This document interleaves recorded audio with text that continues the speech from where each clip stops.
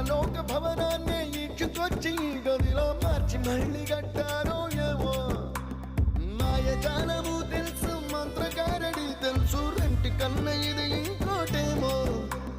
నీలాకాశం నేలాకొస్తే ఇట్టాగే ఉంటాదో ఏమో. ఈ సంతోషం